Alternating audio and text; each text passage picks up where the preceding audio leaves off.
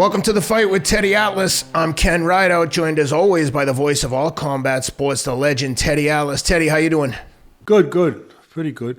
Hope everyone out there is good. Still recovering from your Thanksgiving festivities and in the gym.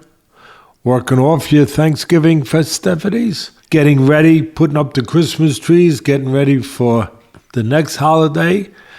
And I know my foundation is. My elves at my foundation are getting ready to hand out 7,000 toys to kids to make sure that hopefully everyone, as many as we can at least, get a Christmas toy, thanks to the goodness of so many people out there that give us the resources, obviously, to do such things. I was just reminded of mental illness in this country everywhere, how pervasive it is, how serious it is, and just how little is known about it.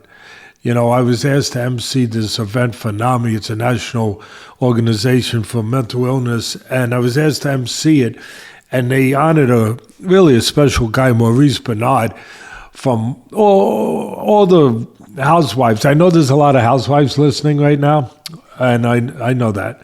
We get everyone, Sam. But all the housewives out there that are listening now, that maybe their husbands don't even know that they listen to this podcast, and I know you're out there.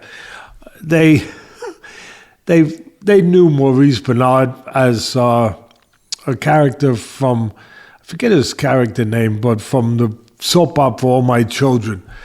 And he was honored. He deals with mental illness, with bipolar, and he told a riveting story about his life and how he finally got help and he never gave up, and he finally got the help that he needed.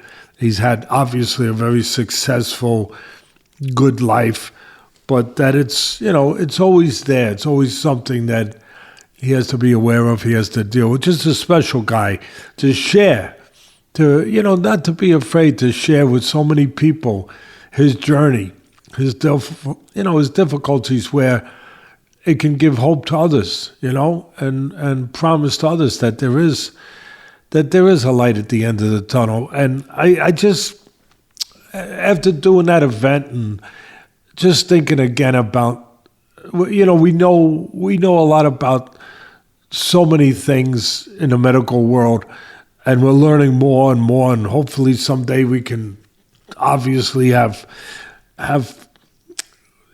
cures for cancer and all these awful diseases that just take too many people, too many good people, too young, paralysis. There's just so many things, and they're always making inroads into those things. But it just seems like mental illness is always kind of at the back of the line as far as really dealing with it. I mean, you go on the subways, right now there's a case that just finishing up, I guess, just with a guy who wound up protecting somebody. Not guilty.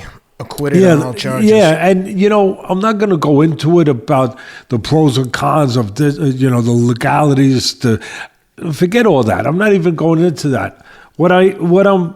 The reason I brought this up and what I'm going to stay consistent with here is that guy, that poor guy who's dead, right? I mean, he was threatening people. He was, he had assaulted people. He had been arrested 42 other times, all of that, but he's dead. And nobody wants to see that. Nobody. But he was mentally ill. And I'm just saying, he was a homeless guy that's on the subway threatening people. And why didn't he get the help he needed? And that's the point I'm making. I'm not, because then you wouldn't even be talking about the other parts of it as far as, guilty or not guilty. We wouldn't have to talk about that. And there's so many people out there suffering. I mean, this guy was suffering, going around doing what he was doing and not in his right mind. Why do we allow them to be out there? I know that mental illness, homelessness, sometimes you can't force them into certain situations, but you can force help onto ones that have shown themselves to be dangerous, which obviously 42 times being arrested, the guy kind of showed that. So help him. He's dead now. But can that be the lesson instead of all the politicized crap that's going on, all that back? Can the lesson here be that, that we will be more aware of the mentally ill out there amongst us to try to get them more help, to get them help. So I just wanted to, I just felt like it was, I needed to say that. I don't know my responsibility, but I needed to say that. Also, as you can see, I'm going to take this off now and wear the show shirt, but I'm wearing the Yukon Huskies. They're back, baby. They had lost 3 in a row in Maui, in Hawaii. They had lost 3 in a row, and everybody was on them. And I remember last week during our podcast, everybody was against them, not on them in a bad way. So, knocking the coach, saying that this and that, they're finished, and that Hurley is blowing up and falling apart and all that. No, he wasn't. No, he was being a coach. He was being a coach in a very difficult time under difficult circumstances, and he was protecting his team. He was fighting for his team, and his team has fought for him. His team has fought back. And I said it last week. I said they're going to be back. I'm going to say it. I said it 2 years in a row before this that they would win the national title, and they did. The first year they weren't even rated going in. They won the national title. I had spoken to them before the season. I also spoke to them last year after they had won the year before. And then I said the same thing. They're going to win. They're going to repeat. Well, I'm going to say it again. They're going to they're going to be three-peat. They're going to three-peat. And coming off of moving from being rated number 2 in the country, I think they were number 2 to like number 25 now because they lost 3 straight over in Maui. But they're coming back. And why? Because they shoot good, right? Because they run fast, right? Because they play defense, right? Because they play team ball, right? Because they have athletes, right? But also because they have character. And at the end of the day, when all else fails you, when your talent fails you, or it doesn't win for you at that moment, character will. Character will. Sam's shaking his head, yes. And I couldn't, he's concurring with me. I couldn't concur back enough. Yes. And good coaching and all that stuff, they'll be back. Hey guys, quick break to thank our newest sponsor, ZBiotics. We have the holidays coming up, which for many of us, myself included, it might mean we might have a couple of glasses of wine or drinks with family or friends out at dinner. Normally, I feel pretty terrible the next day with just 2 or 3 drinks. That's where ZBiotics has been a lifesaver. ZBiotics is a pre-alcohol probiotic. It's the world's first genetically engineered probiotic. It was invented by PhD scientists to help you with rough mornings after drinking. When you drink, alcohol gets turned into a toxic byproduct in your gut. It's this byproduct, not dehydration, that's to blame for your rough next day. ZBiotics produces an enzyme to break this byproduct down. Just remember, you drink ZBiotics before a night of drinking. Obviously, drink responsibly, everybody, please. But when you have ZBiotics before you're out having some drinks with friends and family, it really makes a difference. I'm a big fan. This stuff works. Give it a try yourself. With the holiday season upon us, I know I'm going to be consuming a little bit more alcohol than usual. With ZBiotics, I can stay on track and not let the season throw me off course. Go to zbiotics.com/Atlas to learn more about the 15% off your first order when you use Atlas at checkout. ZBiotics is backed by a 100% money-back guarantee, so if you're unsatisfied for any reason, they'll refund your money, no questions asked. Remember to head to zbiotics.com/Atlas and use the code Atlas at checkout for 15% off. So, back to the fighting. The fight, we just dealt with the fight of life. Everyone's fighting for something out there, right? Everybody. Now let's deal with and I will kind of like Clark Kent, I will take this off, and I will become the fight, where we will talk about actual in the ring or in the cage fighting, not only connecting the dots to the fight of life. And talk about fighting, I tell you, you tell me which way you want to go, Ken, which one you want to go with first. I'll leave it up to you, but we had UFC, we had good fights, we had good fights in a boxing ring, and you know, what do I always say? What's my quote? My quote. A fight's not a fight until there's something to overcome. A fight is not a fight till there's something to overcome, whether in life or whether in the ring or whether in the courtroom or whether in the doctor, in the hospital, in a surgery, or whether in the classroom with the teacher or whatever. And there was a couple guys over the weekend that put my quote, that theory, to a test. They had to overcome. Not just physically and mentally, which you always have to do, not just athletically, but had to overcome injuries. Had to make a choice. And you know what? It's going to be controversial, we're going to talk about, because some people are going to say, but Teddy, what do you want him to risk his life? You want him to risk his eyesight? We'll get to specifics. People know where I'm going. I'm just letting you know where we are going to go. So you stay with us, hopefully. And if you don't, have a good day, wherever you go. But if you're going to be here, I just want you to know where we are going. We're going to go down that road that, some people will say, and there's always two sides. Some people will say, oh, but do you want him to be blind? No, I don't. Oh, is it your eye? No, it's not. His health is more important than a win or look. Okay, yes.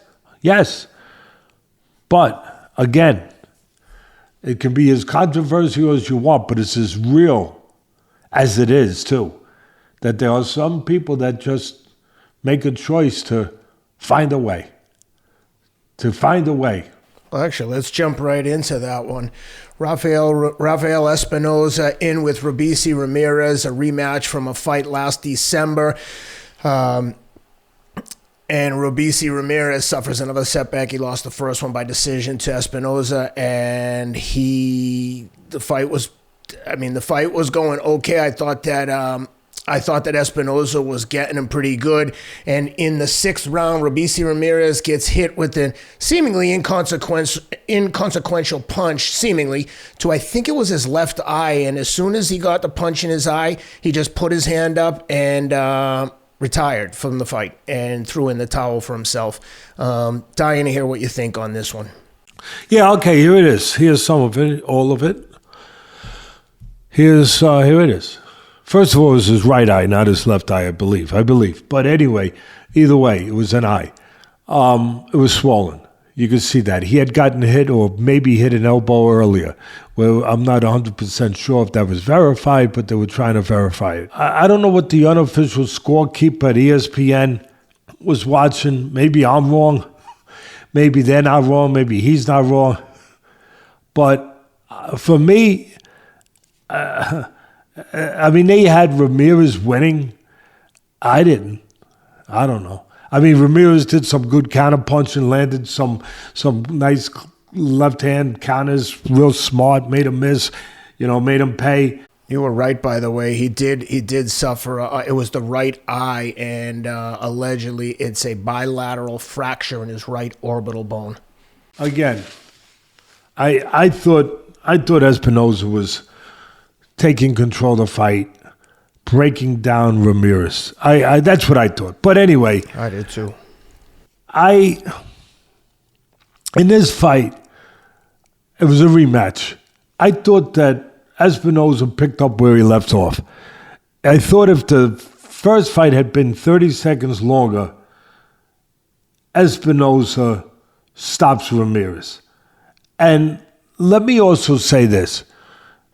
Espinoza is one of my favorite fighters because of his style and non-stop action. Non-stop, he's a machine. He doesn't stop. Also, he's got the abilities to be versatile. He can fight outside, inside, wherever you want, but he's a fighter. He's a fighter. And he behaves every inch of a fighter. And he's tall. And there's a lot of inches. He's tall, he's long. He was much taller and longer than Ramirez. But he talks like a fighter. He's humble, yet confident, yet proud. He doesn't talk any silly stuff. He represents himself the way I say all the time, inside and outside the ring like a champion. He really does. He's a guy that could be an ambassador for what a champion should be. And there's a lot of them out there like him. I'm just talking about him right now. And he's young, and he's well, I'm not sure exactly what his age is, but what is his age? Maybe they were both 29. Yeah, 29. I mean, young enough. But I think that he's still got to improve some things technically. But, man, one thing he don't have to improve, his belief in himself, his mental toughness, his approach to the game, his attitude, and his confidence, his belief in himself. I really do believe that he picked up where he left off in the 12th round, that he had dropped Ramirez. He had been dropped in the 5th round of their first fight, I believe, and he got off the floor like a champion, came back, took control of the fight, real close fight, real good fight, and then down the stretch, he almost stops Ramirez, drops him in the 12th in their first fight, and then, like I said, if there was 20, 30 seconds left, I think that Ramirez gets stopped. And Ramirez remembered that. And so did Espinoza. And Ramirez, he reminded him of that. He did. He didn't have to say nothing with his mouth. He did it with his body, with his punches, with his action, with his attitude, with his pressure. He basically said, I know where I had you in the 12th, and you know where I had you. I had you broken. I had you where you took a lot. I took a lot. We both took a lot. But I was given more than you could take anymore. And I just wasn't going to be denied. And you knew that. And the bell rang. And guess what? The bell's ringing again. And I'm going right back to that. I'm going right back. And it took him 5-6 rounds to convince Ramirez again. I'm not saying he quit. He did. He gave in. He had a broken orbital bone. Yes, I understand. I hear you. What, Teddy? Yes, I hear you. That, his health comes first, and he said that. He said all of that. All I know is that at the end of the day, this is part of the territory sometimes. There are guys, I'm going to go through a list. Margarito, broken eye socket versus Pacquiao. I'm not saying that. I'm not knocking him. I'm putting out my business, 50 years in this business. Yeah, it's a tough business. Yeah, it's a suffering business. Yeah, it's a painful. Yeah, it's a dangerous business. Yes, it is. But if you want to be great, you got to suffer sometimes. And, and again, it's your choice. I mean, Ramirez has suffered in the past to win the world title, but maybe he don't want to suffer no more. Or maybe it's, he doesn't want to risk his eyesight. He's got the right to that. I don't have the right to deny that or to question that. I'm not questioning that. He made a decision. I understand that decision. I do. What I'm saying is that it's not the first time we've been down that road. There's been other guys in the same situation made another decision. Margarito against Pacquiao. He got beat. He went the distance, took a terrible beating, went the distance with a broken eye socket. Muhammad Ali, the great Muhammad Ali, broken jaw early, second round against Ken Norton, went the distance. Broken jaw. Rakhmonov, we're going to talk about him. You know, he had a great fight against Garry, right? We're going to talk about him later. He had a torn MCL going into the fight. Okay, did you know that? Okay, you know it now. Inoue, the great Inoue, pound for pound, one of the top fighters in the world, broke an orbital bone, had double vision in his first fight with Donaire. Okay, doesn't change the fact that, you know, they risked too. They could have went bad maybe, but thank God they're okay. Thank God. But they signed up to be fighters. That's all I'm saying. You signed up to be a fighter. You know what? You're going to get hurt. I was going to say sometimes you're going to, I'm not even going to say you're going to get hurt. I'm not even going to say sometimes. You're going to get hurt. It's just a matter of the severity of it. But you're going to get hurt. And the point I'm going to make about this, Gane the other night, Cyril Gane against Volkov the other night. We're going to talk about that fight. Turns out he had a broken foot during that fight. Turns out, real close fight. Broken foot or not, I thought he lost the fight. I give him all the credit in the world. I thought he lost that fight with Volkov. We'll go over that later. Those are just some. I could go on and on. I could go on forever. I mean, Carmen Basilio, the onion farmer, the welterweight champ of the world, back in the 30s, 40s, fought the great Sugar Ray Robinson, one of the greatest fighters of all time, if not the greatest, some people think. Fought him, one eye, from early on. He looked like the Cyclops. One eye. At the end of it, the reporters, because back in those days, boxing was the biggest sport in the country, bigger than baseball. So back in those days, the reporters were all there. All the journalists were there. So after the fight, right away, he loses a decision to the great Ray Robinson. And there he is, Carmen Basilio, one eye, closed like a Cyclops. They said, Carmen, do you think the eye had something to do with you losing? Immediately, he said, no. The other eye was fine. So, listen, again, different mentality. I'm not being the jury. I can't be the jury. That's for every person to decide. They're their own jury. I am just being the presenter of facts. And at the end of the day, you know, he made a choice that he said it, you know, in the ring afterwards, that my health is more important. And yes, God bless you. God bless your family. You got to be there for them. But there are guys that have made decisions. I'm sure they worry about their health too. But they've made decisions within the realm of the sport that they made a choice to be a part of, a choice to commit to, a choice to try to conquer. And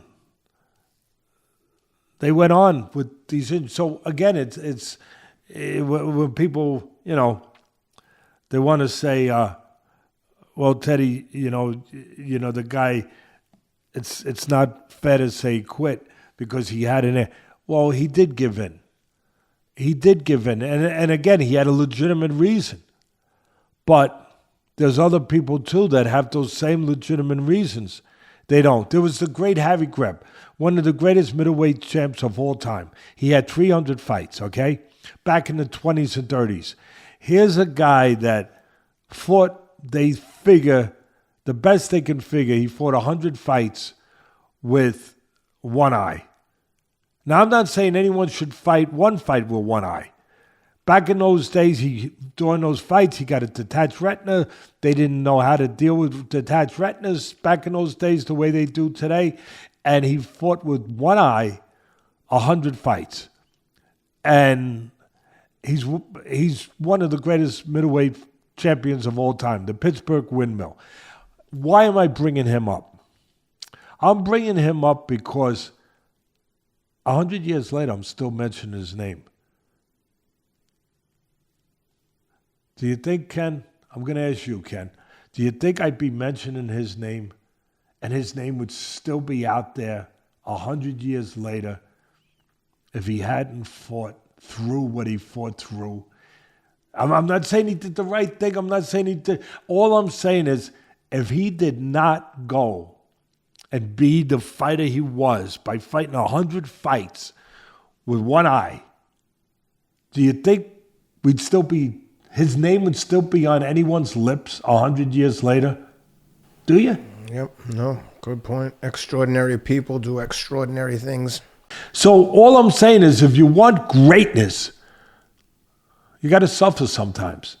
And if you sign up in a business that's full of suffering, it's going to happen. And I'll go even deeper, because I usually do. But I'll go even deeper. Hopefully they appreciate this. But I have nothing but respect for Ramirez. This is a guy who came from a communist country, a depraved place,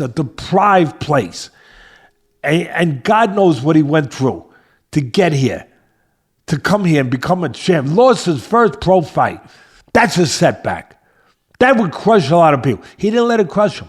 He comes back and he keeps fighting, he wins a world title. Comes from Cuba. Comes over here. You know how many fighters we've had, great fighters that have come from places like that. In this case, we're talking about Cuba, deprived places of communist regime where you can't have the life you can have here. So they escape. And you know how they escape, a lot of them? They get on a raft. And they come over here in shark-infested waters, and some of them don't make it. A lot of them don't make it. And they're willing to risk that. You think that's more risky than fighting with a broken orbital bone in your eye? Maybe. And they go across the ocean with sharks ready to eat them. And some of them get eaten. They come here because it's worth the risk. It's worth the risk. And what did they come here for, the ones I'm talking about? To fight.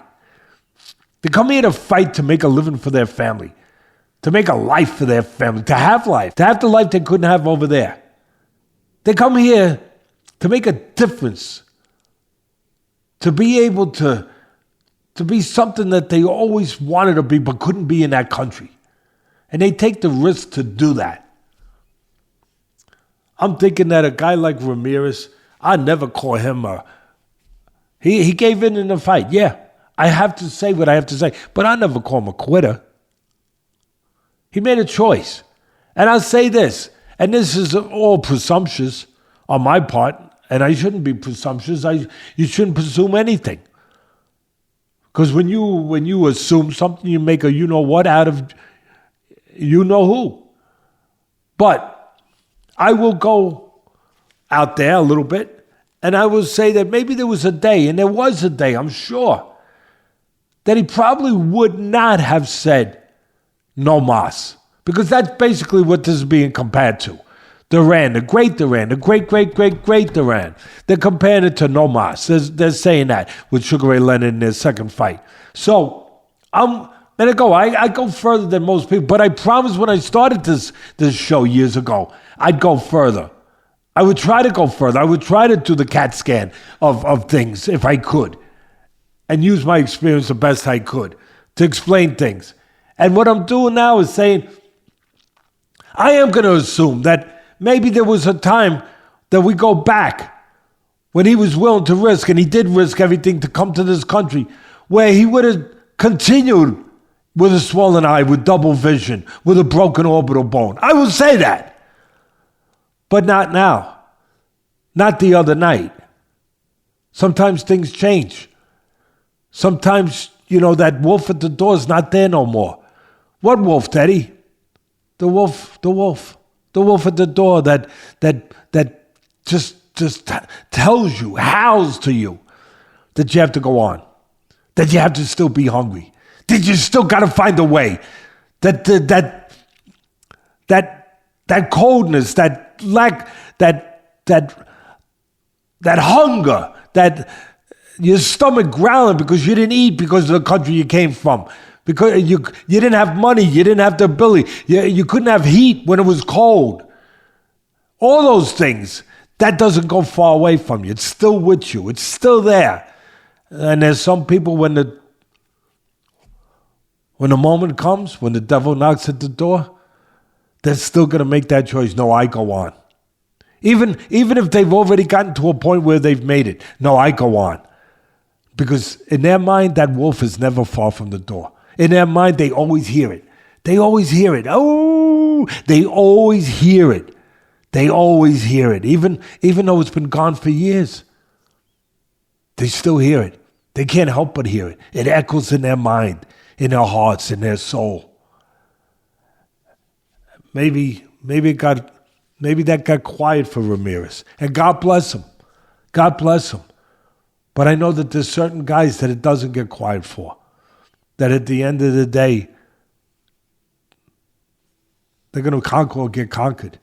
And that's it. That's it. And that's why those are the guys we still talk about. That's why those guys are the guys 100 years later I'm mentioning Harry Greb. That's why in a way is thought of as one of the greats, not just because he punches hard and he's a monster in all those ways, but because of the choices. The choice he made in that fight when he had a broken orbital bone. And the choices he's made God knows how many fights that we're not even aware of. So, at the end of the day, Espinoza, he used his height, he used his reach. Here's the technical breakdown. He's got the option of fighting on the outside or inside. He knows how to shorten his punches up even though he's long, like Riddick Bowe did against Holyfield. He knows how to shorten up his punches on the inside. He knows how to use his reach on the outside. He did something magnificent and special that he didn't get any credit for. And I'm going to give him credit for this. From the beginning, he was kind of like that pot of water boiling on the stove I talk about all the time, where it takes a while to evaporate the pot of water. But never mistake, while it's boiling, that's the mission. It's going to evaporate the water. That's the mission of the flame. The flame at the end of the day is going to evaporate that water. That pot's going to be empty. At the end of the day, I suck it or not, that pot was empty. That's where I think the real defeat comes, where it's being missed. I believe it, whether I think that they missed it in the, talking about it, quite frankly, is where Espinoza was boiling down Ramirez and his will. He was taking the will. He was draining it from him. He was breaking him down. He was imposing his will. And he was doing it smart. He was doing it brilliantly. And he was doing it in a way that you rarely see. Very rarely see the way he did it. I'm going to explain technically how he did it. Different. Usually when you're tall, you keep guys at the end if you know how to fight tall. And he does. You keep them at the end of your punches where they have to take a risk to get to you. When they come in, you counter the crap out of them. You make them go through a bad neighborhood and you mug them. You make them take a risk. You control range. You control distance with your long arms, with your height, and your feet, keeping them just out of range. Where they come in, you catch them before they can catch you. He used his reach and his height differently in this fight. Yeah, he used it to keep him at the end of his punches. He got good extension on his punches, Espinoza. Beautiful. His people do a good job. Beautiful. Keeping him at the end of his... But he did something else that usually they don't tell you to do if you're tall or if you want to fight tall. He had his cake and he ate it too. He had the best of both worlds. He killed two birds with one stone. All of it. All of those sayings. He pressed this guy and put pressure on him while maintaining his reach and height advantage. That's rarely seen. That is rarely seen. See, the people out there, guys, you watch, I want you to appreciate that. That's why I'm bringing it up. I want you to appreciate that. I wish right now I could have the fight and we could broadcast it right now. What do they call those things when you broadcast it afterwards? What do you call them? Simulcast? Yeah, no, when it's already done or when you... a replay? Something else, yeah. We've done it before, where you're going to show the fight while you're commenting over the fight.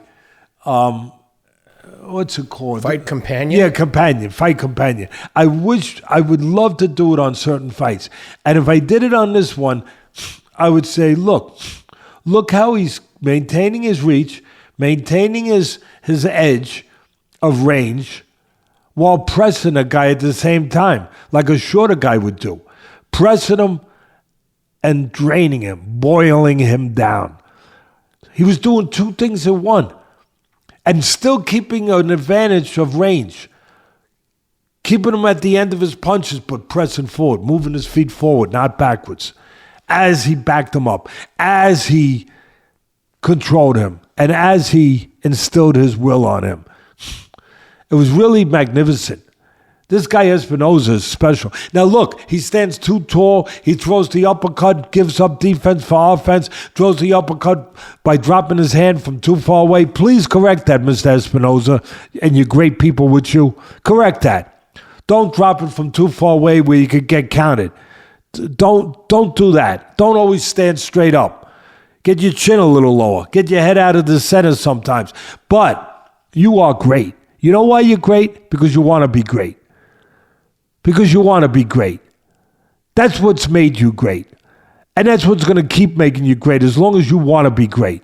Because I could feel it. I could see it. You could sense it. He was like I talk about the tide, Ken, the ocean. He was, the tide is never denied.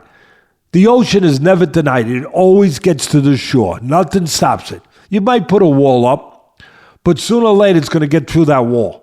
Sooner or later, give it enough time, it's going to get through that wall. The tide, the ocean, the power of the tide, the power of the ocean is never, ever denied. Ever.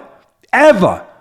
Sooner or later, it's going to get to you. It hits the shore, it leaves the shore, takes some sand with it. The shore gets smaller. It gets less. That's what this guy does and did to Ramirez. He made him less. He took away from him with that pressure. He took sand from his shore. That's what he did. And he did it smart and technical too. To put a cap on it, Espinoza, his greatest strength is his belief in himself. I always say that old timers would tell me, you win a title, you become 30% better. Why? Because mentally, not technically, you're the same guy usually. You learn a few things, but it's the same guy for the most part physically. But mentally, emotionally, you're better. Why? Because you got answers to questions you didn't have before you won the title. That you belong. That you could conquer at that level. That you could be a world champ. That you are that good. You get answers to those questions. Espinoza went into his first fight with Ramirez with questions, but he didn't have the answers. He hoped he did. And in the fifth round, he got asked a question. Do you want to be champ? You talked about it in Mexico. You trained for years. You said you wanted to. Okay, now you get to prove it. You just got dropped. Do you want to be champ? What do you want to be? I want to be champ. I want to be champ. Say it louder. I want to be champ. And he did. He got off the floor. He came back and he kept coming and kept coming. And by the end, when he had Ramirez out at the end of the 12th before the bell rang, he had the answers to those questions. Yes, I'm a champ. I made myself a champ. Yes. I made a choice to be a champ. And I'm a champ. And I'm staying a champ. That's what I saw in Espinoza. I gave you the physical breakdown, the technical, because you needed that too. But that's the main part. That's the main part that I saw. That he found out who he was, who he wanted to be, who he was going to, since he was a young kid, who he aspired to be. He went into that fight with a chance to get those answers. He got the question asked, and then he gave the answer. And at the end of that, he knew. He knew the most important thing that anyone in the world has to know if they're going to be successful at any level, especially high levels, that I am that good. that I can depend on myself, that I can overcome, I can persevere, I can find a way back when the lights are out. And he knew that. He knew that. And he reminded Ramirez of that early on. That's what won the fight for him. Is his unbending belief in himself, his supreme confidence. He fought like a guy who couldn't be beat. And you know why he fought that way? Because he believed he couldn't be beat. But more importantly, because he wouldn't be beat. He just wouldn't be beat. He showed that at the end of the first fight and took it right into the second fight. I'm sorry if I went long on that one, but you know what? Espinoza, it deserved it. I think it deserved it. And he's a fun guy to watch. Man, he's a buzzsaw. He's a buzzsaw, and he's a champion. I love the way he conducts himself. And good luck. Good luck the rest of the way. Who do we got next? Valdez and Navarrete? Yeah, speaking of 6-round theme, Navarrete did basically a similar job on Oscar Valdez. Down in the first, down in the fourth, stopped on a body punch in the 6th round. Navarrete up on all the scorecards at the time of stoppage.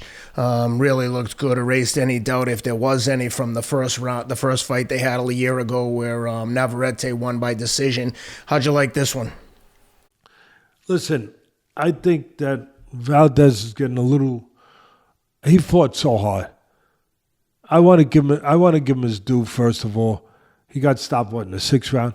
He fought with so much heart, the heart of a champion, every inch. He didn't give.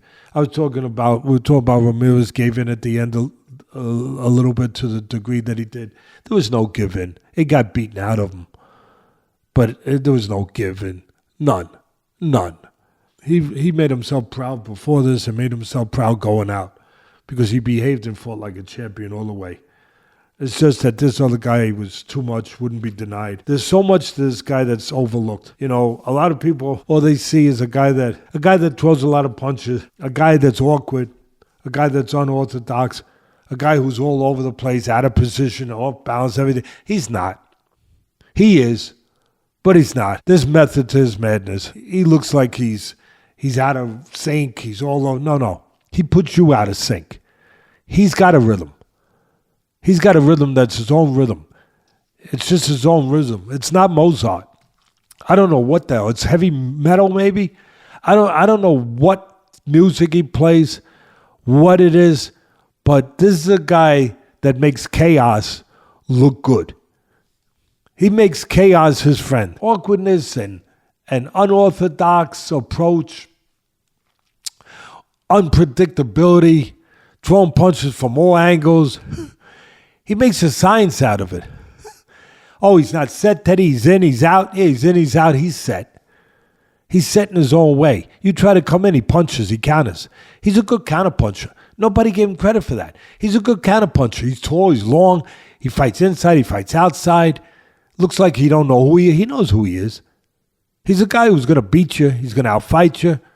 And he's going to do it on his terms. He's going to try to discombobulate you with all of the motion, the punches from different angles, but most of all, the steadiness, the unrelentless approach that it just keeps going and going and going, like an ever-ready bunny, just keeps going and going and going.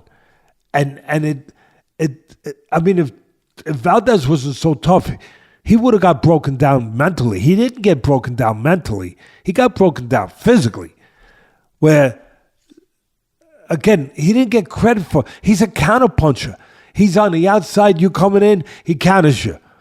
Then you stand outside because you get a little frustrated. You get a little leery. You get a little hesitant. A little cautious. You say, oh, wait a minute. I better not run in on him. Because I run in, I got counted. So you stand on the outside, then all of a sudden he hits you with jabs. He uses his reach. He hits you with long punches on the outside, with uppercuts on the outside. You're damned if you do, you're damned if you don't. This guy is a nightmare. I know Baranchyk, he moved up in weight. Baranchyk beat him. You know how Baranchyk beat him? The only way you can beat him. The only way you should fight him. See, that was the problem. Valdez had all the heart. He never could get the right approach, the right idea to fight him. He fought him. He was loading up on bombs, looking to hurt him, looking to get even after the knockdowns. He had a knockdown early. He had another knockdown. He had a couple knockdowns. He got dropped a couple times in the fight. He got up like a champ, fought right back. All of that. But his approach wasn't right because his heart was right, but he's just coming in there trying to get him back. You can't do that with this guy. Trying to even the score. You can't try to make up for the knockdown. You can't do that with this guy. You come at him winging, like I said before, he's going to counter you. You stand back and you're thinking too much, he's going to hit you with the jab and the long punches. You gotta have a really together mind, calm mind, and a real disciplined, understanding fight plan. Yeah, people going to say, Teddy, you got to adjust. No, you have to know what to do and what not to do with this guy. You can't just rush the guy. You can't just throw at the guy. You can't just, he looks like chaos. He ain't chaos. You cannot just attack him just like that. It's got to be with the right understanding. It's got to be with feints. It's got to be with a jab. And I tell you what, if I'm fighting a guy, I'm not chasing after him. You chase after him, and you're getting hit every which way but Sunday. You don't even know where they're coming from. You can't chase. You can't run into a buzzsaw. You can't run into a hurricane. You gotta see which way the hurricane's going. You can't just run into it. What you got to do with this guy, for me, would be you got to catch him coming at you. That's when he's a little predictable. Otherwise, he's not predictable. Otherwise, you're just running into the storm and whatever's there. You let him come at you. And you counter him. You punch inside his shots sometimes. He can be wide with his punches. He can be long with his punches. You punch inside those punches, on top of those punches. You time him. You counter him coming in. You make him come to you. Because he lives off of your mistakes. He lives off of you coming to him. Chasing him. You don't chase a guy like this. You let him come to you and you counter him as he comes to you. And then when he lays back, you feint him so he don't counter you when you come forward. You feint him before you come in. You knock at the door, but you don't come in the door. You slide over and you come in the side door. That's what you do. Things like that. And he's got good people in the corner with him. I just don't think that he could get his mind around that with this guy because he was too obsessed. He was too proud. He was too much of a champion, Valdez, a former champion. To just get even, to just attack back. First reaction, attack back. He dropped me, I drop him. Attack. But sometimes, you can be your own worst enemy when you have that mentality with a guy like this. It's you go chasing this guy, you get on a road. He takes you on a path where it's a crooked road. It's a road where you get lost. It's a road where there's logs laying in the middle of it, where there's creeks in the middle of it. You're going to go into a swamp. You're going to go into quicksand. You're going to go into rock avalanche. You can't just chase him on that road. You really can't. You got to really think before you get in your car, so to speak, in your body, and you start rambling down that road after this guy, just after him. No, you can't do that. No, you got to read the road signs. You say, wait a minute. I've looked at film already. I've seen the road signs. There's a rock avalanche if I go in there. There's a cliff over here. There's holes here, ditches over here. There's a swamp over here. You can't just ramble down that road. You can't. You gotta get him, believe it or not, to come off his road, off that crazy, crooked, broken down road that looks broken down, but it ain't broken down for him. You got to get him to come on your road, a road that has a flat pavement, a road that's been paved, a road that's not full of cobblestones and all other kinds of stuff that do so much damage to your car, to you. That's what you got to do with this guy, and it ain't easy. It ain't easy, but Baranchyk did it. Baranchyk did it. Watch that fight. Maybe he was a little off, moving up in weight and everything else, and he wasn't 100%. His hand was bothering him, and or whatever. I don't know. But you watch that fight. He had the idea, but you gotta love Navarrete. You gotta love him. There's a guy that he'll fight anybody, and there's a guy that he's entertaining, and he is, he's the boss. He finds a way. He plays the music he wants to play, like I said, hard metal music. There ain't no Mozart with him. You like Mozart, go to an opera or go to a symphony. Go somewhere. But don't go in a ring with this guy. Do not do that. The road he's on, the boulevard he lives on, man, you don't want to live on that road. I think the name of the road is, if I remember correctly, I saw a glimpse of the sign. I think it was called Chaos Boulevard. Yeah, I think that's the one it was on. Let's go. Let's go down another road. Congratulations to Brooklynite Richardson Hitchins. Picks up his first world title, runs his record to 19-0. He beats Paro in a split decision. Very strange scoring. Hitchinson, I thought, fell behind early, came back through the middle rounds. Paro closed strong. Scores 116-112 by two judges, 111-117 for Paro by the other judge. Bizarre, to say the least. What'd you think?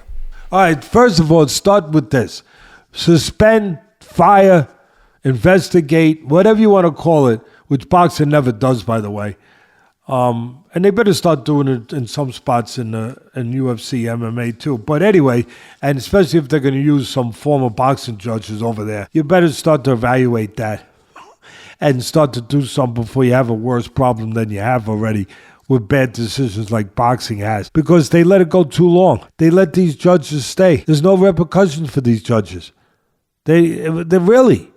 I mean, if there were repercussions, they wouldn't keep doing what they're doing. They wouldn't be around to do it. That judge that had it, that score, 117, 111, whatever the hell it was, for Paro, shouldn't work anymore. Just shouldn't work anymore. At least be investigated. At least have to sit down with some kind of commission, which these commissions are a joke. But that judge was Nelson Vasquez. Sit down with somebody and have to explain yourself. Watch the fight with the so-called commissioner. If you're a commissioner, you're getting paid a salary. You earn your salary. Call him in. Call him in and say, what are you doing? What did you do here? I want to know what you did here. If I don't get the right explanation, you're not going to work anymore. And even if I get an explanation, we're going to have to fix this because there's something wrong with your thinking. Something wrong with your eyes. Something wrong. I mean, really, what is your excuse for this? So, yeah, Paro was winning early. He's a southpaw. He pulled off a nice upset, a big upset against Matias to win the title in Puerto Rico. He went back to Puerto Rico now to defend it against Hitchins, the first fight. They're both undefeated. Hitchins had a big height and reach advantage. He used it well. Paro, a lot of people say, gee, he disappointed me. He didn't fight the way he did against Matias. He had a different style guy. Against Matias came right at him. He was able to counter. He was able to box. He was able, in spots, to even fight fire with fire a little bit. But at the end of the day, Matias came at him. and just allowed him to do things that worked for him. Like I said, countering, using his jab, boxing on the outside. He couldn't do that with Hitchins. Hitchins is a guy that is a very specific style and talent. He's tall, he's long for the most part, and I think he's 5'10", 74-inch reach. I think Paro had a 71-inch reach, about 5'8", 5'8 and a half. Hitchins, more importantly, I always talk about guys that can fight tall, have the body to fight tall, but they don't know how. Hitchins knows how. He was taught how. He knows how to fight tall, knows how to fight long, and he does it. And he does it, he knows his identity. I always talk about a fighter has to know his identity.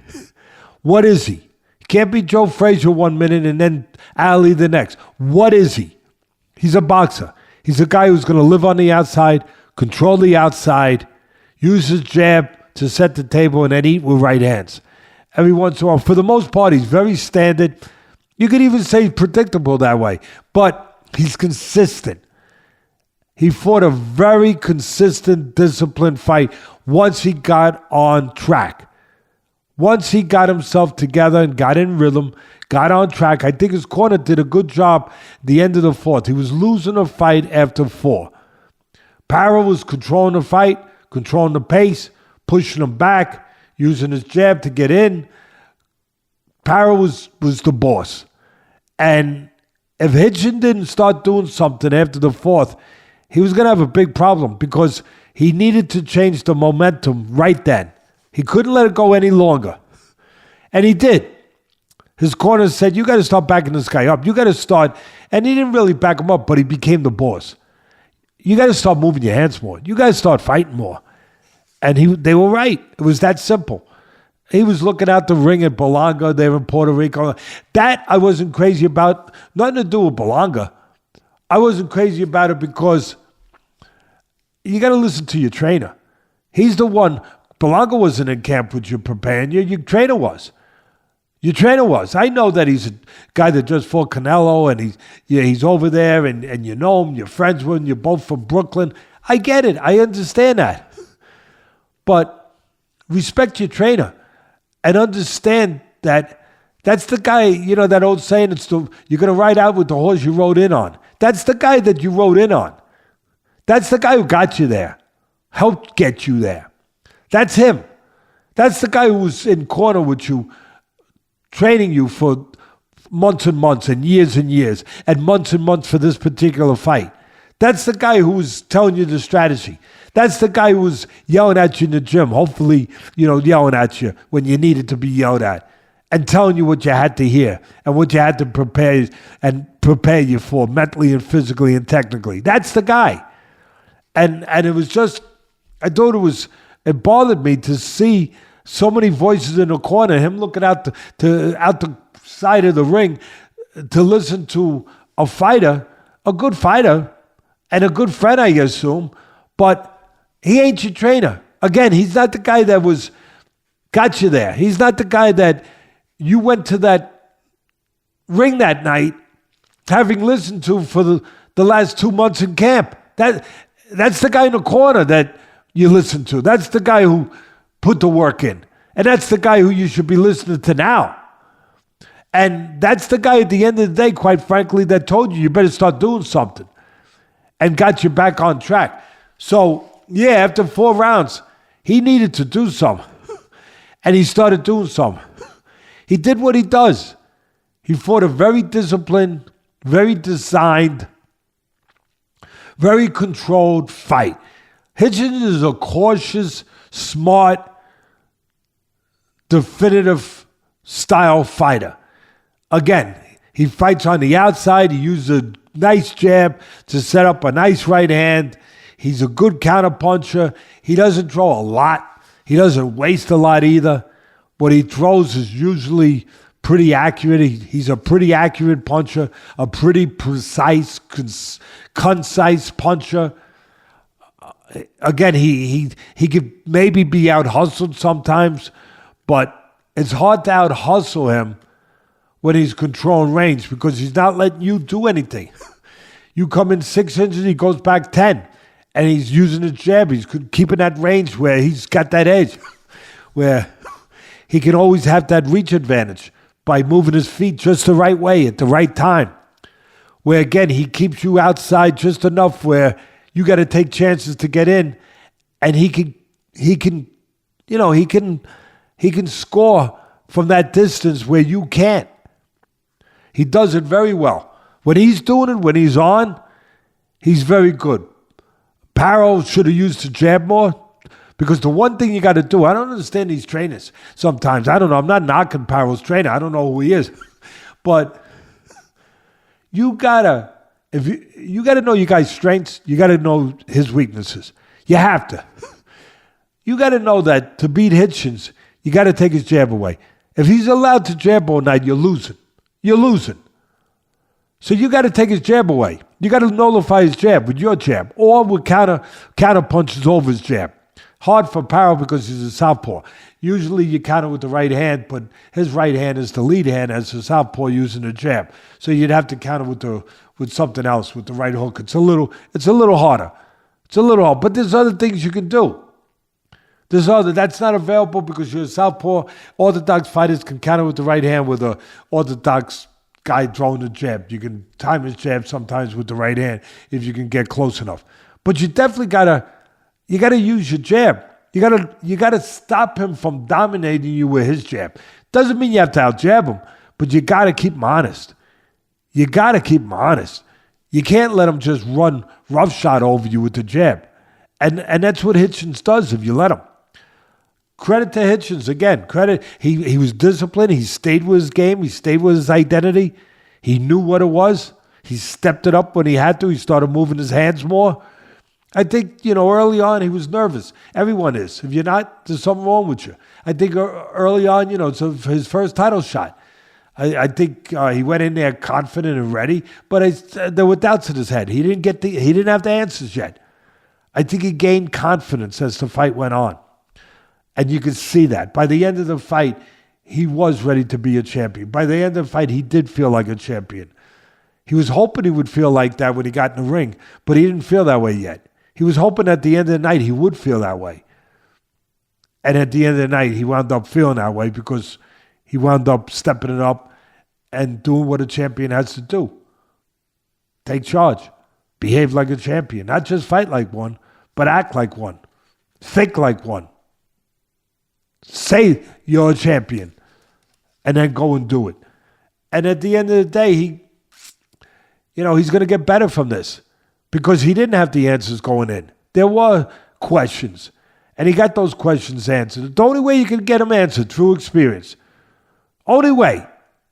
I remember Costamato used to say to me, I'd be training the fighters 7 days a week, work. And I want him to come every once in a while. He wouldn't come to the gym every day. But when he came, it was a big deal to me. I want him to see my work. I want him to see the fighters I was training. See what he said, what he thought about them. And I remember he'd see the guy, he goes, well, you gave him the right technique. You gave him the right teaching. You gave him the right foundation. Now he just needs 3 things. I said, all right, 3 things. Yeah. Experience, and experience. That's what he needs. And it comes to a point where that's what a fighter needs. That's what anyone needs. A lawyer, a doctor, again, whatever, a race car driver, whatever. You need experience to know you've been through it and to feel it. Not just understand it, but feel it. To know that you can depend on yourself when under those circumstances. And now Hitchins knows he can. I also thought Paro hurt himself not going to the body. He didn't go to the body. I know it's hard to get close to Hitchins. Good job by Hitchins. But you got to find a way to go to the body with a guy that long. He's got a long body. Go to the body. Another thing that stood out to me about Hitchins that was a surprise. This is a kid who was a skinny kid. I remember he started with one of the Dr. Atlas Foundation gyms that we funded for 10 years, my foundation funded, just to get kids off the street, just to, teach them boxing, but really to give them an alternative to violence, to just to give them a haven, a safe haven, give them a place where they could grow, where they could, where they could realize dreams. And some of the kids have realized the greatest dreams. They've become world champions, but some of them haven't.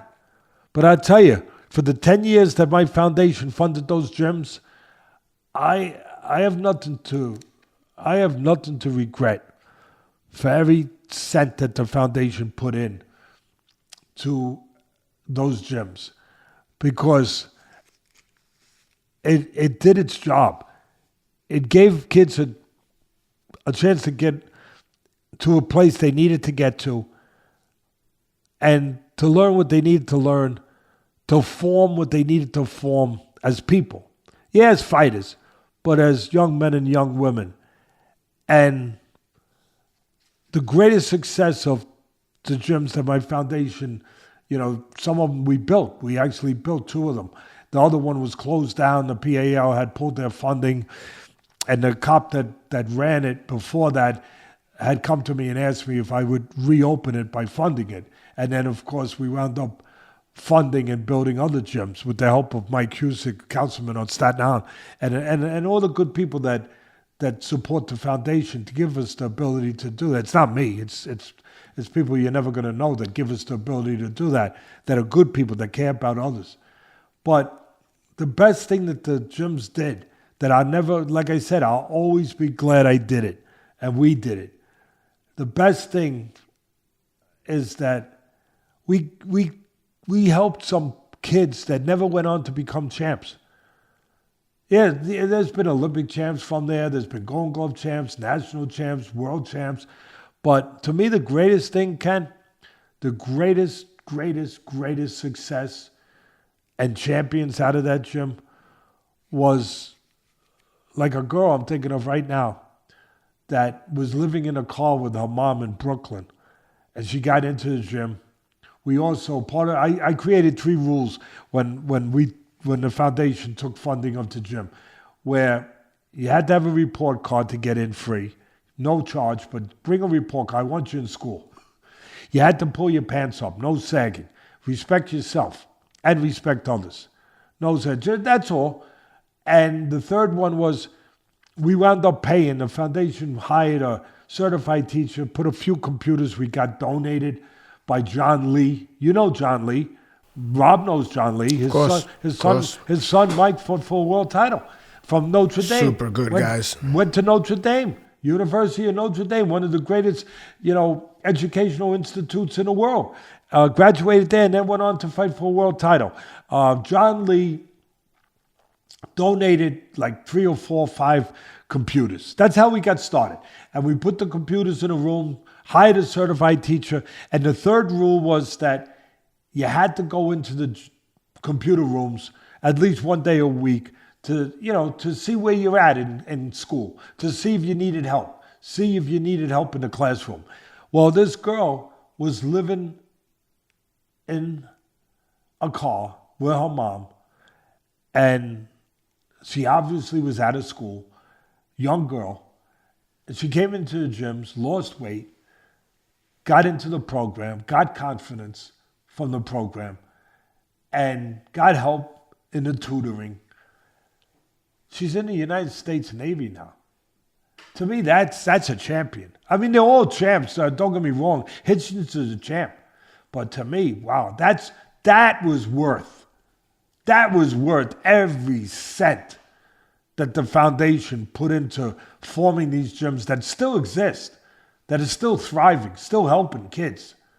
But man, that is, and then there was another kid, no names. We don't mention names, but another kid who was drinking a bottle of vodka a day. He was about 14, 15 years old, living, basically put out by his family, good family. But things happen to good families, not good families. Things happen. Got put out. He was out hanging out with the wrong people out on the streets. He got in the gym, got clean, no more drinking, went back to school, got his his GED, got his GED, got a job, went on to fought a few fights, no champion, but a champion. A champion. Went on to have a life, went on to have a family, went on to have, a job and a career. A life, a good life, a life to be proud of, a winning life. So I'm happy for Hitchins. He comes out of that gym. I'm happy for all the kids. The greatest thing about what Hitchins did, it's what it's going to do for others. Yeah.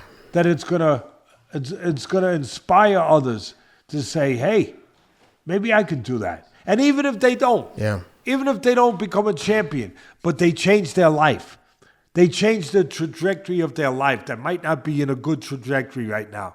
And they get in the gym and they get the discipline, they get the confidence, they learn the things that will get them on the right path. Wow, if Hitchins can do that, if he can inspire kids, we already know what he's doing for himself and his family. Beautiful, great. But if he can do that for others and inspire just one other kid to be better than he might have been, to take a chance that he might not have taken, to take a direction that was a better direction than the direction he had been taking, if it does that, wow. But anyway, at the end of the day, the last technical part about this fight, I get frustrated when I see guys go into fights, I think, unprepared. Where, what I mean by this, Paro was in shape, he was, prepared, but how do you go in there against a good fighter like Hitchins, a kid that you know his style, or you should, you know that if you allow him to fight on the outside, you ain't winning. Paro cannot beat Hitchins on the outside. Can't. He just can't beat him on the outside for the most part. He can help himself in the areas I talked about, but he ain't really going to win if Hitchins is allowed to dominate on the outside. How do you go in that fight without a preparation and an understanding, which I didn't see, that when you do get close, you got to get close. How do you get close? Behind the jab, move your head, whatever. But when you do get close, you can't get tied up. Hitchins will tie you up. Hitchins is a cautious guy. He knows where his bread's buttered. He knows his strengths and what's not his strength. His strength, for the most part, is on the outside. So he's smart. You get close, he ties you up. And then he gets on the outside and beats you up. But if you're Paro, it's unforgivable that your people, yourself, whatever, didn't have you mandated, prepared, that when you get close, that you can't let him tie you up. You can't. Anything else, can't get tied up. Oh, but Teddy, what are you going to do? What are you going to do? Then you know nothing about boxing. You know nothing about nothing. If you don't know, there's always an option. Always an option, but you got to know. There's always an option. It takes two to tangle. When you get close, first of all, you don't let the guy grab you. When he goes to grab you, take half a step back, you throw. You catch him as he goes to grab you. You push off. You shove him with your shoulder. You little bump. Bump and run. Just a little bump. But it's got to be taught. It's got to be taught by a teacher. Not just a guy who's in the gym saying, do 10 rounds here, 5 rounds there. No, a teacher. You got to have a teacher. You bump them, give yourself a little space punch. You rotate your shoulders. You create room. You don't get smothered. You don't let him tangle. It takes two to tangle. You don't let him grab you. You do something preemptive before he grabs you. You're prepared mentally, technically. You're prepared. You know, when I get inside, Hitchins is going to look to tie me up. That's what he's going to do. That's what he should do.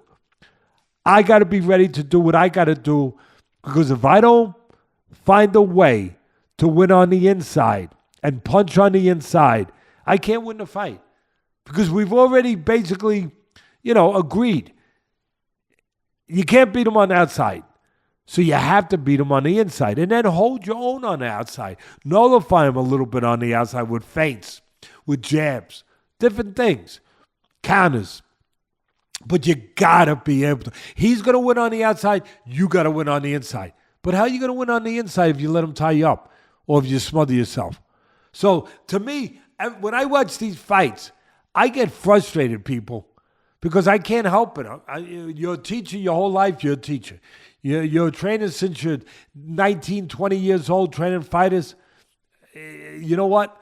It's hard not to get bothered when you watch guys in a science, the sweet science, in an industry where there is a craft, where they don't know their craft, where they just don't know. It's you don't want to watch a fight with me, believe me.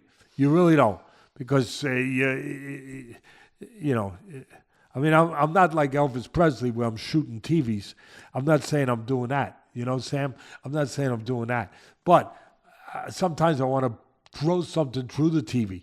It could be so damn frustrating.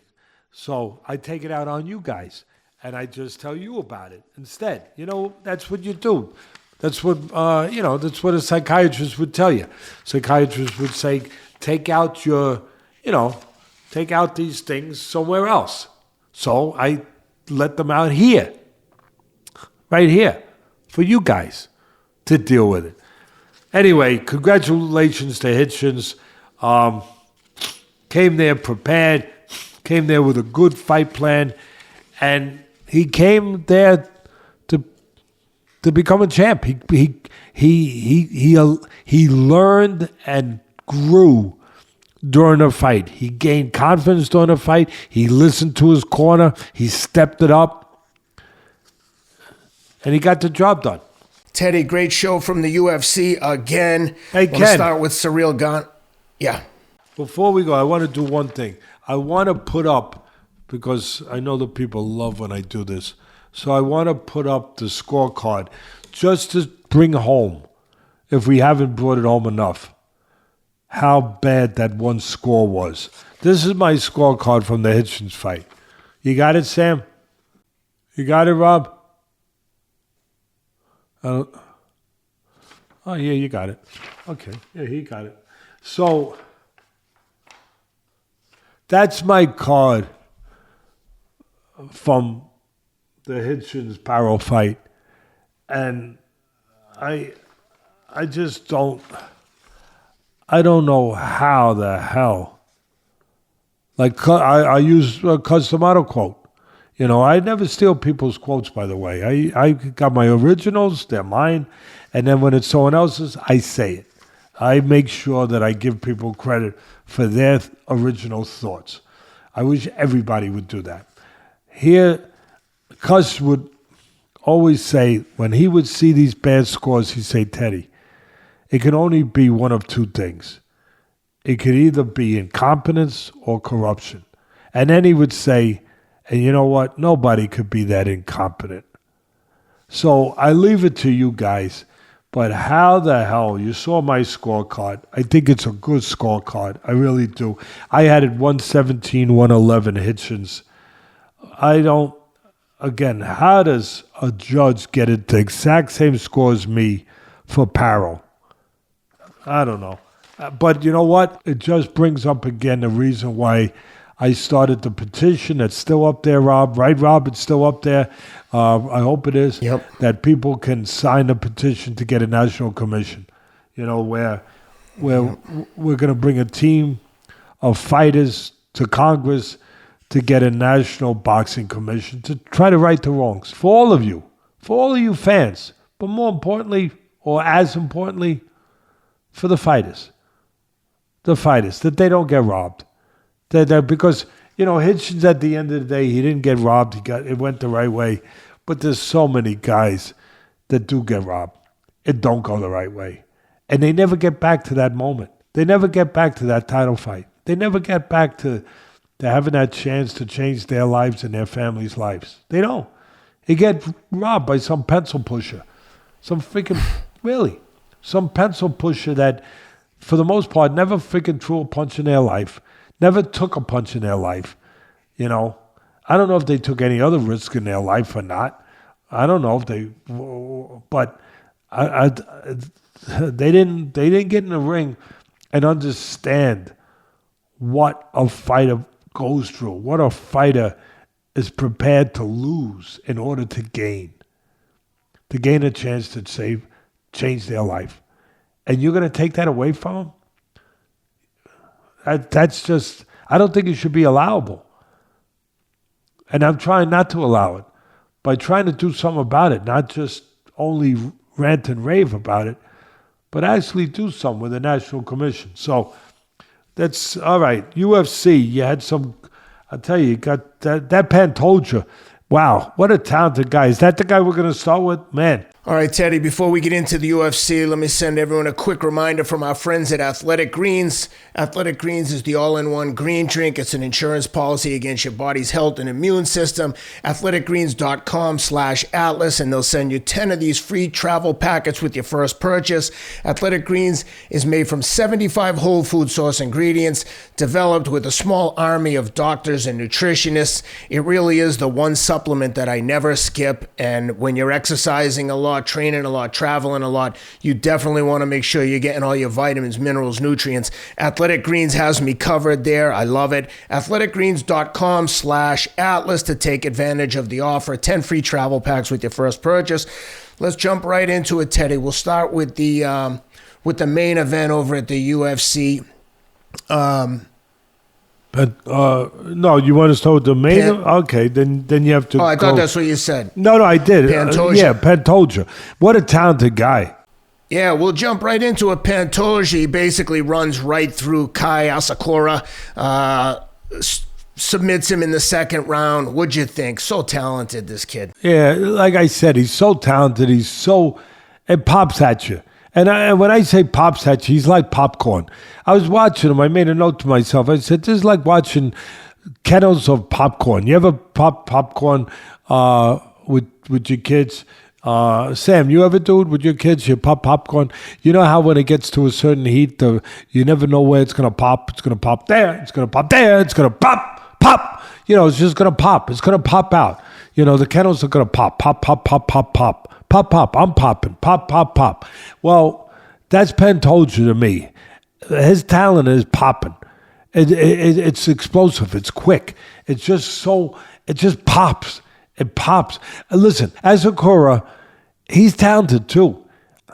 I know everyone said, there's levels to this. And I get it.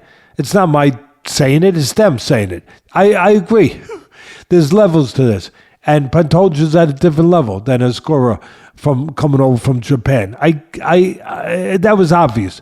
But do not sleep on Asakura saying he's not talented. It's just that Pantoja is extremely special. But Asakura, he's talented. He's very talented. He was popping with talent too. Explosive, quick, all of it. It's just that Pantoja, he is a different level right now. Level of experience, level of confidence, a level, obviously, of ability, but his experience at that level. I think when Asakura gets more experience, he will show himself to be a good fighter. At this level, I wouldn't count out Asakura, but Pantoja, he caught him a good left hand as Asakura went straight back. You go straight back, people. I can tell you, that's one thing I don't let my fighters do. You go straight back on a straight line from too close, you're going to get hit. I will say this. When I'm talking about kettles of popcorn popping, Asakura closes the gap so fast and so explosively. He really does. That's why I think that's a guy you can't just forget about him. I hope he comes back. I think he will come back because I think he's talented. I really do. But again, I know I'm beating a dead horse, but Pantoja, just different animal. Just at the end of the day, Pantoja just so well-rounded.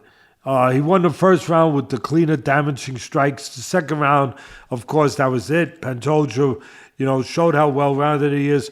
Both guys very quick, but Pantoja just so fast with his scrambles and on the mat, on the floor.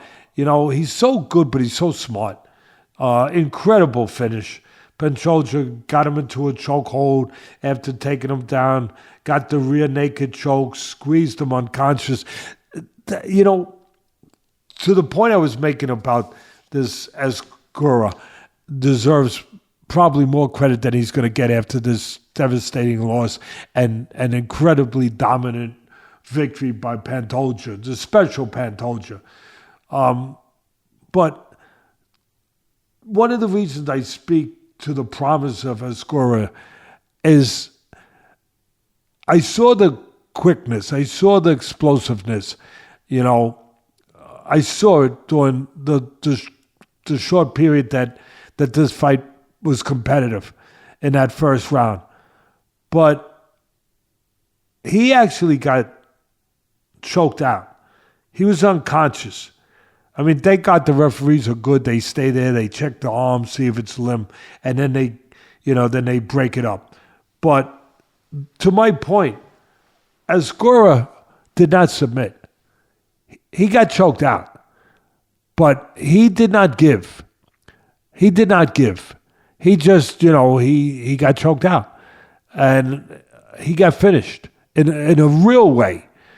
And that's why I wanted to take a few seconds to talk about Asakura, that I want to see this guy come back with less competition, obviously, where at a better level, if you want to use that word, a better level for him.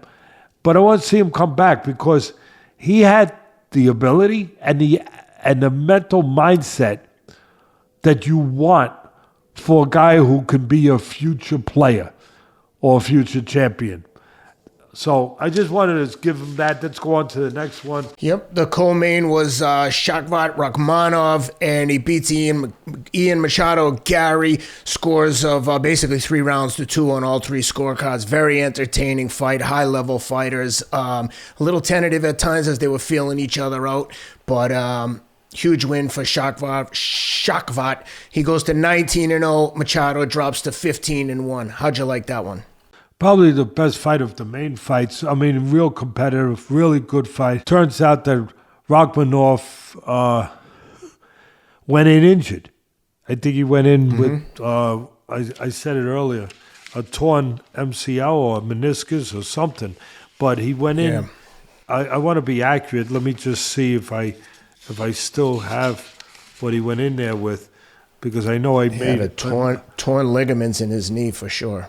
Yeah, let's see. I'll give it to you. I think I will, at least. Going into the fight, yeah. I think a torn MCL going into the fight, he says. Yeah, listen, they're all warriors, these guys. You're reminded of that all the time. He goes in there injured, but take nothing away. He got the job done. Take nothing away from Garry. Garry is really good. Ian Garry, 15-0. Rakhmonov, 18-0. I think both of them, I think those were their records just going in. Rakhmonov, what we should mention is his first 17, I guess it was his first 17, right? Were all stoppages. This was the first time he was brought the distance. First time that he didn't get a finish. First time. That's and a 5-rounder. That goes to show you something about Garry. Garry is that good. I know he lost the fight. It was a good competitive fight, but don't sleep on Garry. He is that good.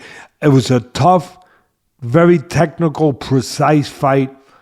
Both highly skilled, and both you touched the word like a little bit, whatever word you use, tentative, cautious, whatever.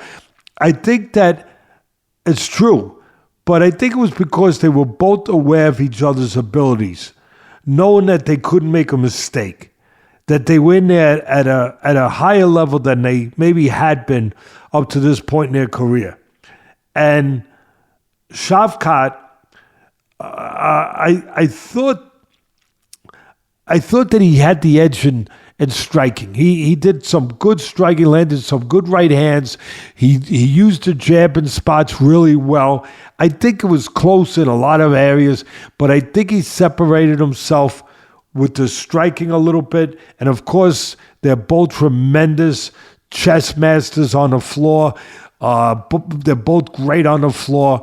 Rakhmonov, of course, comes from that part of the world that they're so good. They're so good mentally. They're so good technically, physically, when it comes to the grappling skills and everything on the floor that I call floor chess. Khabib, all those guys, they're at another level. They really are. And their mentality, everything, they put the whole thing together. And then they learn the striking. They get good at the striking. They get better at the striking enough where they are well-rounded. And they know they have to be. Two well-rounded guys, really just tremendous. I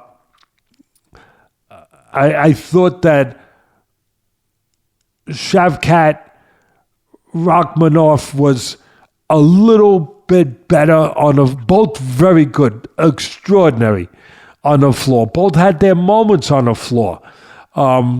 And both showed their resiliency on the floor, their adaptability on the floor, their adjustments on the floor, their escapability on the floor.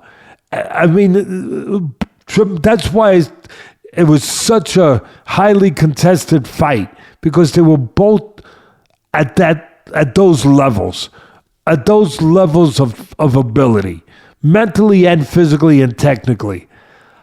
I thought that at the end of the day, Rakhmonov was just a little better in those areas. I thought that it was 3-1 going into the final round, and wow. Did Garry come close to pulling it off? I mean, it was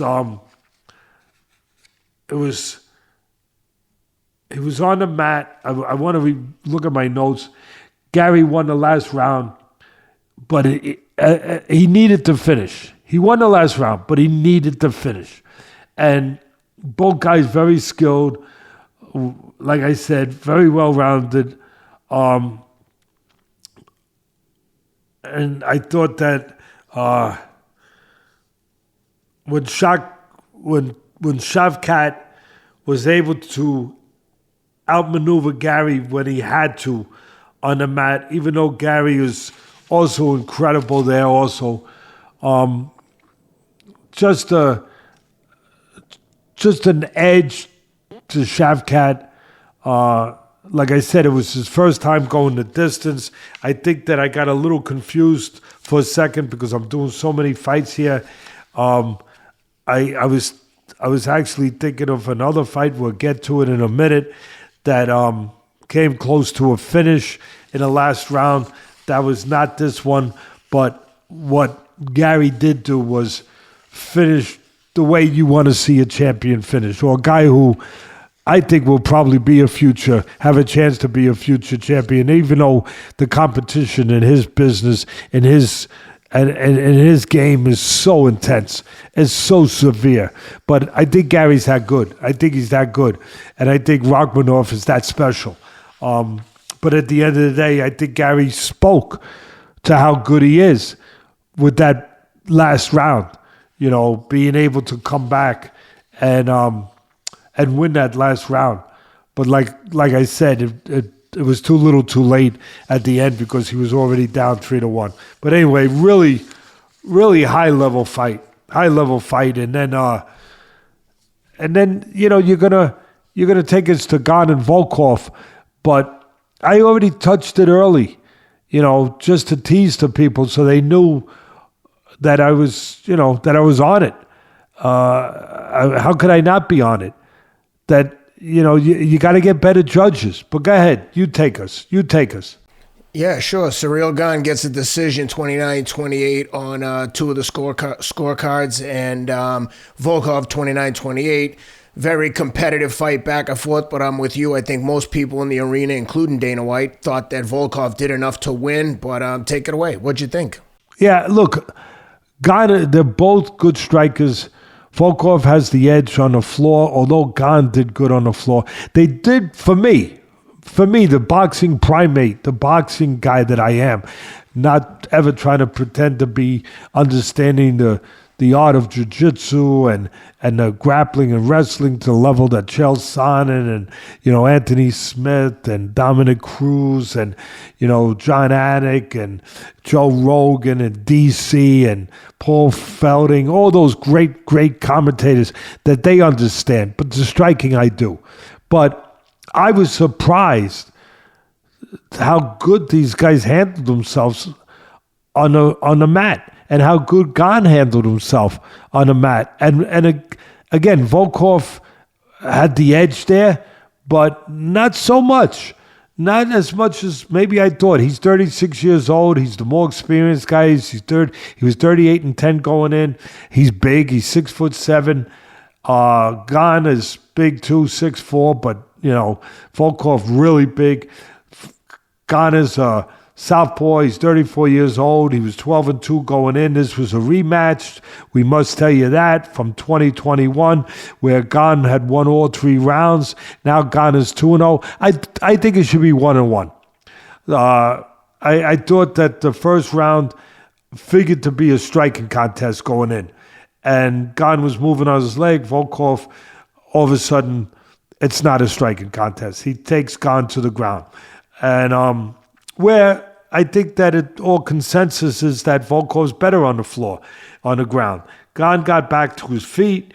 Like I said, he did a good job when he had to, dealing with the grappling. Gane then got the takedown, and it was like, wow.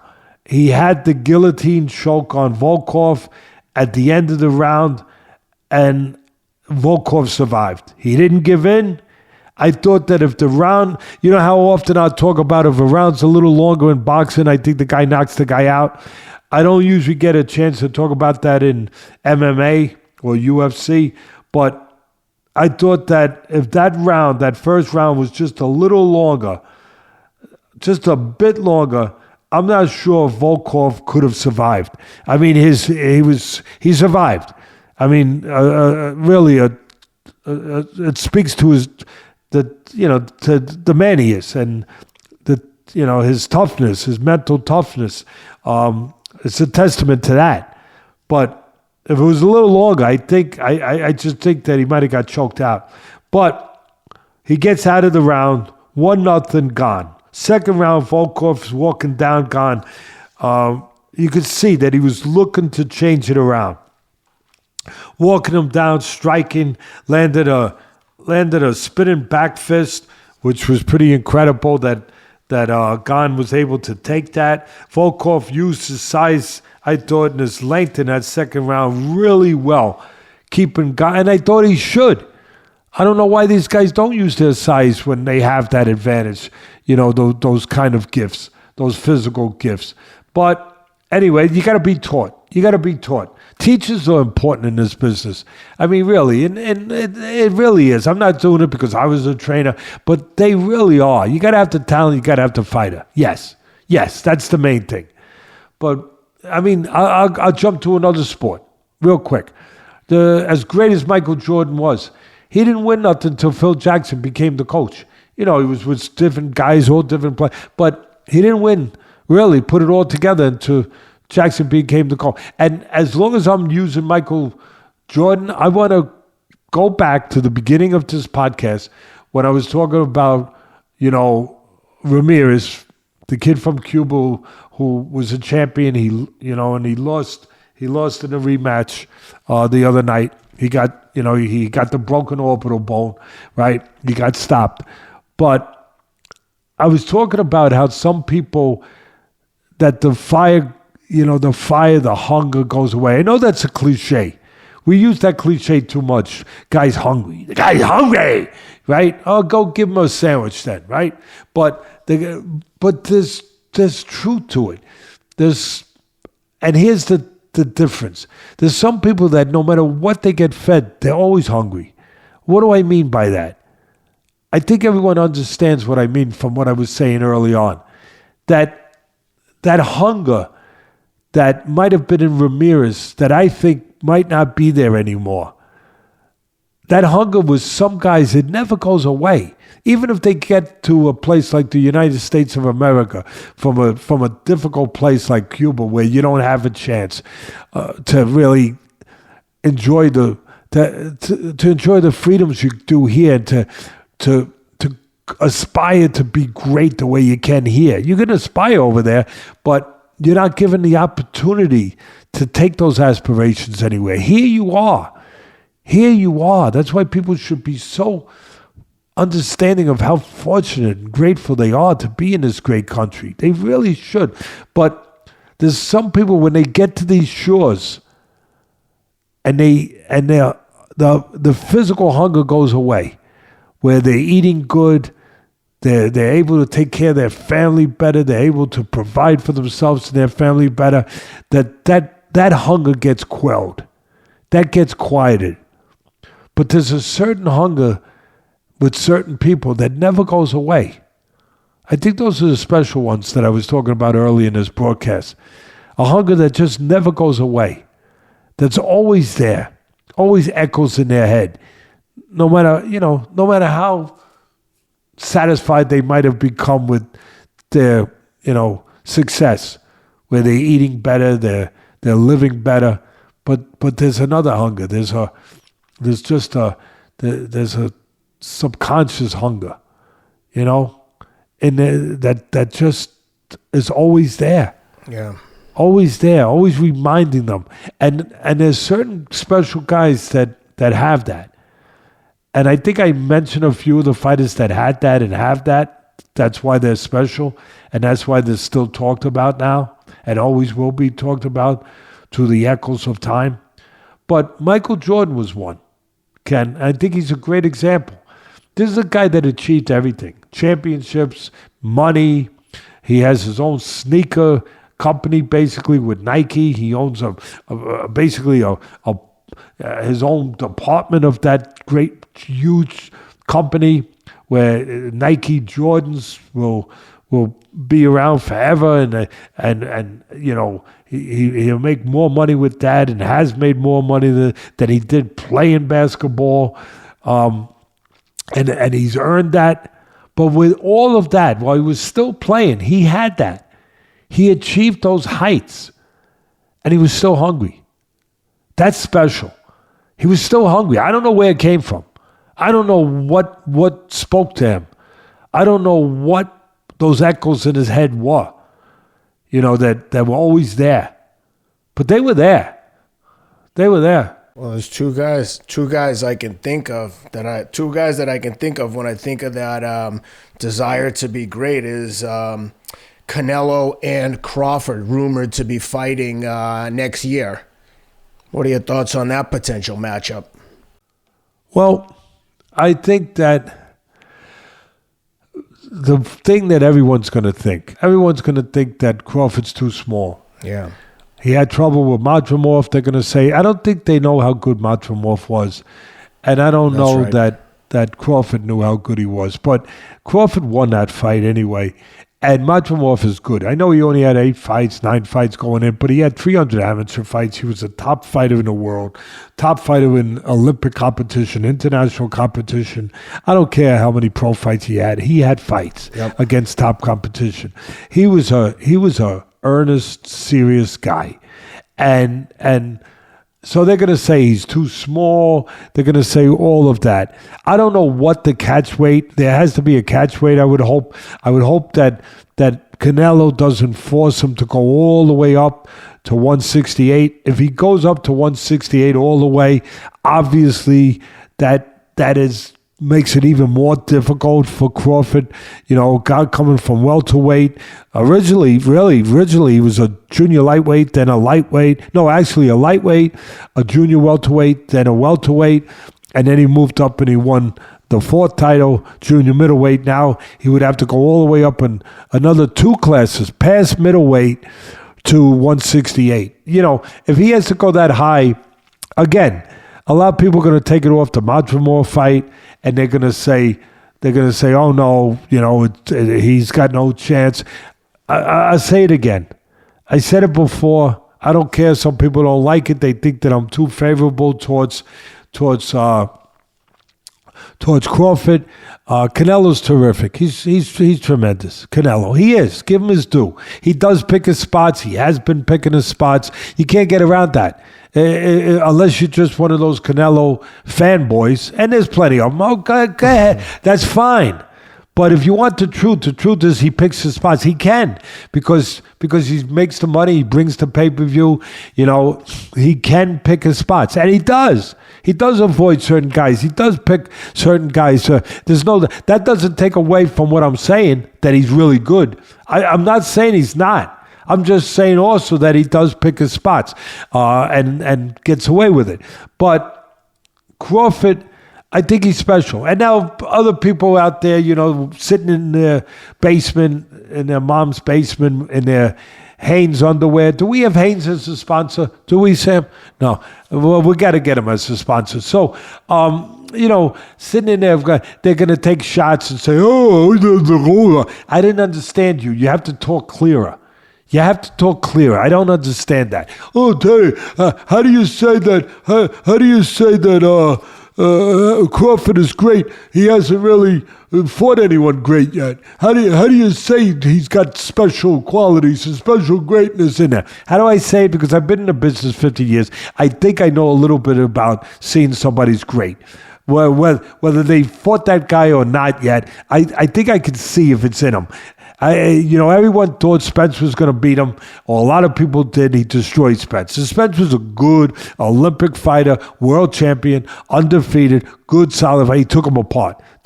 Now, has he gotten a chance, Crawford, to fight a lot of other guys that would test him in those areas that I give him such credit for?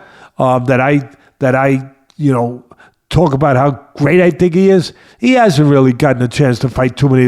But everyone he's fought, he's handled. Even in Rakhmonov, when he moved up. Yeah, he didn't look as way that some people want him to look, but he looked the way that he had to look in that particular fight. And smart, controlled range, did the things he had to do, adjusted during the fight, got the win. I think he has these special qualities. I do. He is getting older. They're both getting older. I don't know how much longer Crawford can stay at that level. If he's going to do it, he's got to do it now. This will be a great challenge for him against a tremendous fighter. I'm not betting against Crawford. That's the bottom line. Let me finish now. Just finish up in the Gane fight. So at the end of the day, I know I jumped off it. I know I jumped to, the early part of the show talking about what it takes to be great, talking about guys that, the hunger drives them, and some guys lose the hunger, and some guys never lose the hunger, guys like Michael Jordan and other fighters. But I'll go back to where I left off, where Volkov, I had just said, going into the Gane had the chokehold on Volkov the end of the first round. Volkov was able to survive that. It was 1-0. Second round, Volkov, as I was saying, I give him credit. He understood what he needed to do with a 6'7" frame. And he started using it the right way. He started walking Gane down, striking, landed that spinning back fist, which I gave credit already to Gane for handling it. Incredible. Volkov used his size, his length, really, really well, keeping Gane at the end of his punches. I thought that's what changed the fight. He had to change it because he lost the first round. Volkov, he wound up having a rear naked choke, but Gane got out of it. Volkov won a close second round, but he won the round. I thought it was 1-1 going into the third. Both guys were good on the mat. I said it earlier. I was surprised how good they both were on the mat. Both had their moments. Gane had good position on the mat for a while. Then Volkov in the third round got the edge with good position. Close third round. But to me, Volkov took control on the mat. I would say in the last 2 minutes, maybe minute 40 seconds. I don't remember what the clock was when I was looking at it, but somewhere around the last 2 minutes or so, I thought that Volkov took control on the mat. He was on top. He was controlling the position. There was no doubt to me that he won 2-1. And then you got these judges like Adeline Bird. Why is she still working? Can you? I mean, The worst. I mean, I will ask a serious question if anyone knows. What's her qualifications? Like, where was she a trainer? What was her career like? What was her fighting career like? She must have a deep combat sports pedigree and background to be involved in so many high-level fights. It has to be, right? I mean, you can't just be a spectator and without having some heavy involvement either on the training side or on the athlete side. Let me just think about that. I want to answer that. Wrong. Because in this business, it don't seem like you have to have any. I don't know what her qualifications are or aren't. All I know is she's been bad in a lot of cases. She's not the only one who's been bad, but she's been bad and she gets to keep working. I mean, if I'm bad at this, I can't. I don't think people will. They kind of tell me that I'm bad by not watching anymore. You know what I mean? We got 313,000 subscribers. I want to get it to 1 million. But you know what? If I'm bad at what I do, if I'm bad at training fighters, no one's going to ask me to train fighters anymore. If my fighters don't know how to throw a jab, guess what? I ain't going to get work. Not in that business. Maybe in some other business, but not in that business. But yet it's a consistent dilemma. And really, I mean, a phenomena in a bad way, where you see judges in my business that I've been in 50 years in the boxing business and in MMA, where they keep working no matter how bad they are, no matter how bad or inept they are at what they do.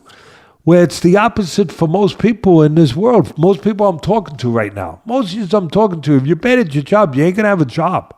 Whatever it is that job is, you're not going to have a job.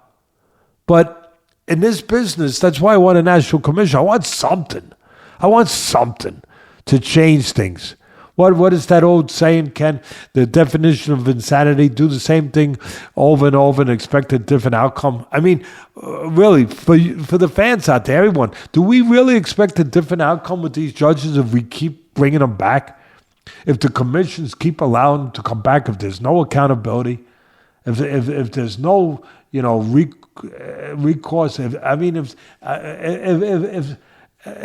there's nothing done to stop them, then we can't complain anymore. I mean, what has to be done? You don't like certain things in the world, in the country. What did people just do? They had an election, right? They went out, they voted. They voted. I don't like this. Okay, they voted.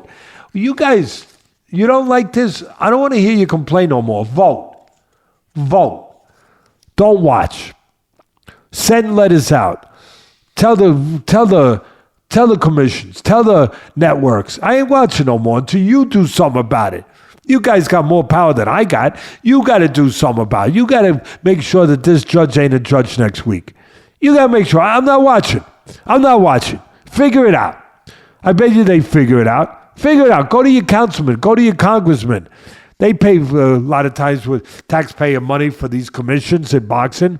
Go to them and say, hey, really, you guys got to look. You got a commission here. The commission ain't doing nothing. They're not commissioning. They're not behaving like commissioners. I want you to do something. My taxpayer money pays for their salaries. Well, then I demand that they actually do something proactive.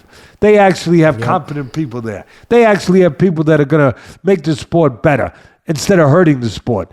Instead of allowing people to come in there and hurt the fighters with bad decisions, inept decisions, incompetent decisions, maybe corrupt ones. I don't know. I don't know. I have no proof of that. But I tell you, it's frustrating as hell. Put someone new in there. Let them get it wrong. Let them, give them a shot at it. They can't do worse. Give them a shot. But don't keep putting the same people in there. God almighty. That's right. No, that's right, Teddy. Well, we gave them 2 strong hours of content today. I hope everyone enjoyed it. Incredibly thorough breakdown. Thanks for doing it. You got anything else, Teddy, before we say goodbye? No, I just have to... I don't even know if I should do this, but I'm pretty transparent, right? Right, Ken? I tell people kind of, I don't know, good or bad. But I apologize sometimes for my breathing, my coughs.